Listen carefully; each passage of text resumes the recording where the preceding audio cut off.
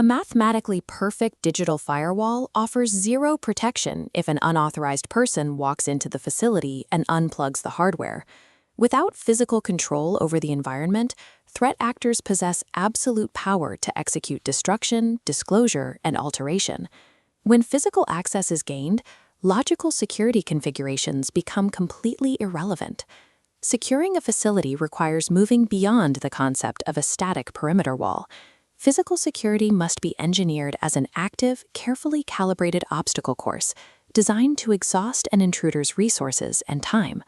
This obstacle course is built on a specific functional sequence known as the 6 Ds: deter, deny, detect, delay, determine, and decide. These mechanisms function in a linear series, where breaching one layer explicitly triggers an interaction with the next node in the sequence. To map this out, we use a first principles build-up framework. We architect the descents starting from the macro environment outside the building, moving inward layer by layer until we reach the core hardware. Any digital cybersecurity strategy relies entirely on a foundation of sequential physical security, designed to buy enough time for an incident response. The process of architecting this sequence begins with a secure facility plan, dictated by critical path analysis. Critical path analysis is a systematic effort to identify relationships between mission-critical operations and all necessary physical supporting elements.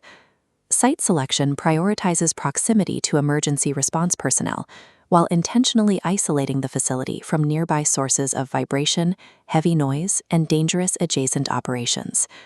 During this environmental analysis, architects must evaluate the risks of technology convergence.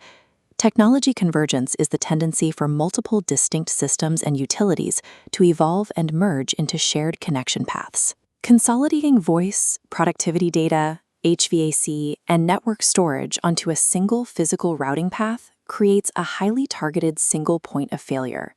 A single act of physical sabotage to that main connection severs the facility's operations. To reduce the likelihood of targeting, facilities deploy industrial camouflage.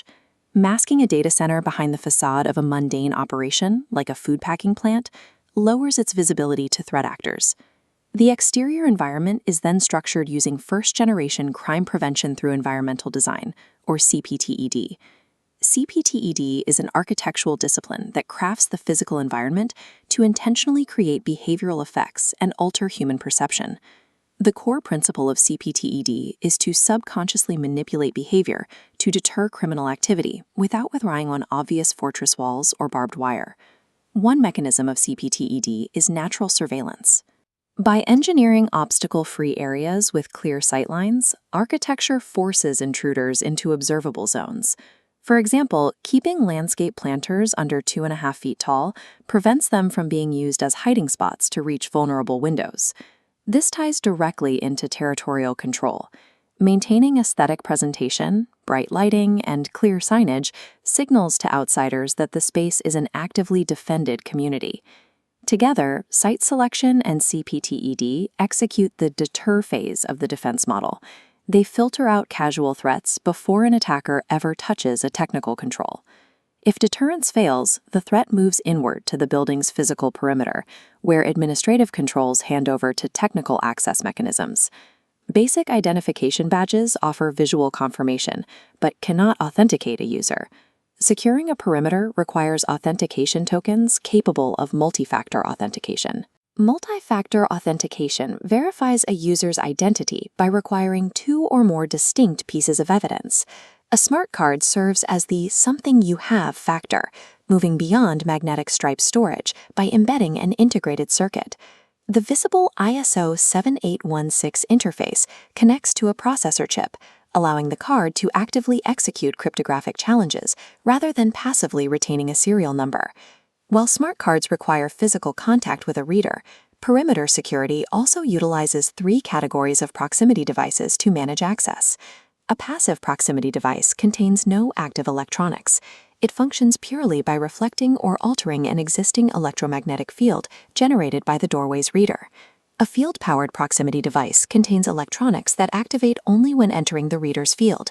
This relies on radio frequency identification, or RFID, which utilizes electromagnetic fields to identify tags, generating electricity directly from the reader. A transponder proximity device contains its own battery and actively transmits a localized signal to the reader to request access. To manage the flow of authenticated personnel leaving the facility, egress points utilize an automatic request to exit, or AREX system. An AREX system uses motion or pressure sensors to automatically signal a secured door to unlock when someone approaches from the inside. These technical perimeter controls execute the deny phase. By hardening the exterior, the architecture forces a committed attacker to attempt to bypass by targeting the internal infrastructure. Moving inside the perimeter, the facility's data routing is governed by a cable plant management policy. The external provider network connects at the entrance facility, known as the main distribution frame, or MDF. From there, backbone cabling distributes the connection internally to equipment rooms and wiring closets, known as intermediate distribution frames, or IDFs. Because these IDFs house the nervous system of the building, security policy dictates a strict administrative rule. A wiring closet must never be utilized as a general storage area. To protect cables running between frames, architects implement protective distribution systems. A PDS is a secured structural enclosure, like a hardened conduit, designed to block unauthorized access. It physically deters wiretapping while integrating sensors to instantly flag the exact location of a tamper attempt. This interior layer relies on intrusion detection systems to execute the detect phase. An intrusion detection system is an automated security network designed to detect an attempted physical breach or unauthorized entry into restricted zones. Any intrusion detection system has two fatal vulnerabilities that an attacker will target: the loss of power and the severing of communication lines to the monitoring station. Mitigation requires a mandatory 24-hour battery backup and the implementation of a heartbeat sensor to guarantee line supervision. A heartbeat sensor is a continuous test signal that monitors the communication pathway between the detection device and the central alarm panel. If an attacker attempts to bypass the sensors by cutting the wire or jamming the radio frequency, the receiving station registers a dropped heartbeat. Missing even 2 interval checks automatically triggers a full alarm state. By securing the internal conduits and ensuring alarm fidelity, the PDS and IDS execute the detect and delay phases, generating the necessary friction to activate security personnel. At the deepest physical core of the facility sits the ultimate asset, the data center. To minimize environmental risks, the architecture mandates placing the server room away from top floors, ground floors, and strict isolation from water and plumbing lines.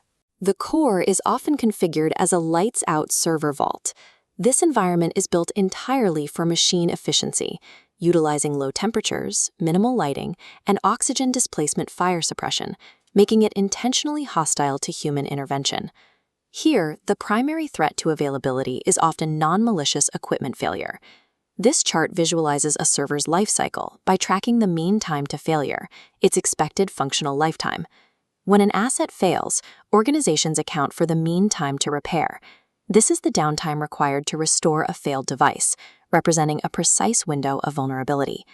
Every physical layer we've built delays the attacker, specifically to buy the security team enough time during an incident to execute the final 2 Ds, determine the nature of the exact threat, and decide on the tactical response. Protecting information requires assembling these mechanisms into a unified sequential architecture. An external threat targeting the data center must successfully navigate the CPTED engineered environment, defeat the smart card perimeter, bypass the heartbeat-supervised alarm sensors, and breach the hardened IDFs, all before reaching the server hardware. The sequential model transforms the facility into an active, calibrated gauntlet of interdependent controls. The effectiveness of this course is governed by a strict mathematical equation. The total time it takes an attacker to navigate the physical gauntlet must exceed the time it takes for the system to respond. You can deploy sophisticated zero-trust networks and cryptographic protocols, but they instantly collapse the moment a malicious actor gains physical control of the hardware. To guarantee the security of the digital data, architects must first engineer an impenetrable physical sequence.